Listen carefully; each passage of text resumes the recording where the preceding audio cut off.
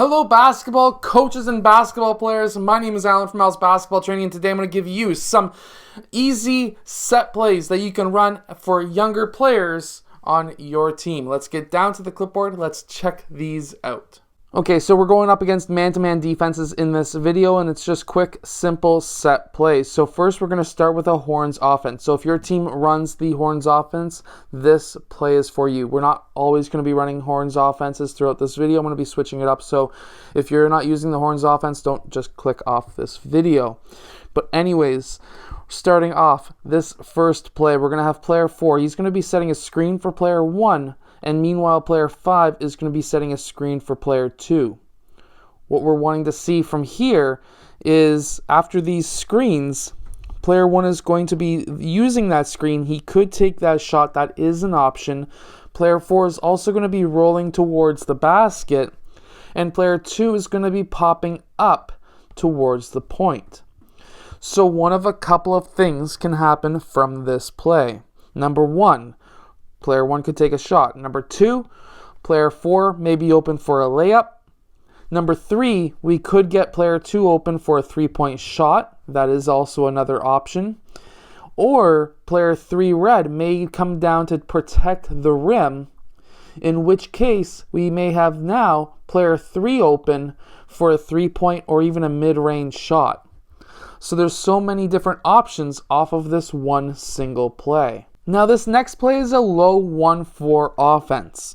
We're going to be having players 4 and players 5 setting screens for the two wing players 2 and 3. Now those two wing players have two different options. We can have them pop up and look for a three-point shot. We can also have them cut in towards the rim. They need to be really seeing and looking at what their defenders and what their screeners' defenders are doing. The third option for one or both of these players is to come up and set a screen for player 1. Now, going from there, if they set up for a three-point shot and they're covered, then after that, for sure, they're going to be setting a screen for player 1. If, however, they cut towards the rim and they're not open, they're going to go and clear out to the opposite side. I only want one of the two players cutting towards the rim. I do not want both players cutting towards the rim. These players are going to be popping out, and now we're going to be having that third player, or that second player who never did cut towards the rim. He's going to be setting that screen for player 1. We have now cleared out the middle of the key, where now we could take player 1 for a three-point shot. If there's a switch or not, player 3 could be rolling towards the basket, and he may be open for a layup. Or we could have player 1 drive towards the basket, get one of these players to be a help defender cutting off the lane, where now he can kick the ball out for a three-point shot. So even though this is a set play, we're still reading what the defense is giving us so that we can make the best educated decision on what to do on the court. Now this next play is a 3-out, 2-in basketball offense. What we're going to start with is having players 2 and 3, they're going to be doing a high cut across the free throw line. That's going to get one of those two players open. When that happens, he's going to then pass, the point guard is going to pass to one of those two players, and he's going to go down and set a screen down for the low post player down in the post. Next, we're going to have player 2, the opposite side player, setting a screen down as well. So this should be a staggered screen. Now, from there, player 4 is going to be popping up. He may be open for a three-point shot. Either way, I want him getting that ball. The reason for that is, let's say he's not open for the shot, but he was able to get that ball. There's two screeners. He has to be open to get that ball, at the very least. We're going to be having player 5 setting a screen up. Players 2 and 1 setting a wall screen, a double screen for player 3.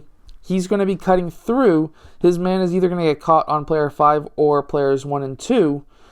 And now he should be open for the mid-range or three-point shot. Now this next play is an oldie but a goodie. It's basically a simple box offense. We're going to start with our post players on the elbows. guards and forwards on the low post. The big players are going to set a screen down. The smaller players are going to be popping up. If there's a mismatch or not, doesn't matter. One of them could be open for a three-point or mid-range shot. Or if there is a mismatch, let's say player 5 switched off. We got the ball to player 3. Player 3 has a decision. Pass to the low post for the mismatch, tall guy versus short guy.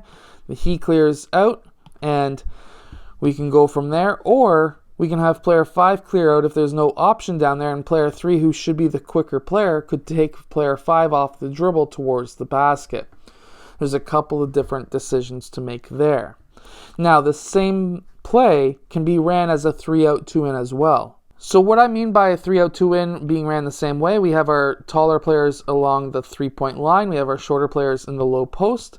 They set screens down, and players 2 and 3 pop up, and now we can have some three-point shots, maybe some mismatches. Same idea as the last play. However, personally, I actually like to run this set play, set a screen down, have players popping up. I like running this at all ages to set up a 5-out offense. That way we might be able to start the 5-out offense with some mismatches, which just helps so much more and helps you win more games. So basically with the 5-out, let's say there was a mismatch here. Once they set those screens down, I want those players to post up for 2, maybe 3 seconds at the max.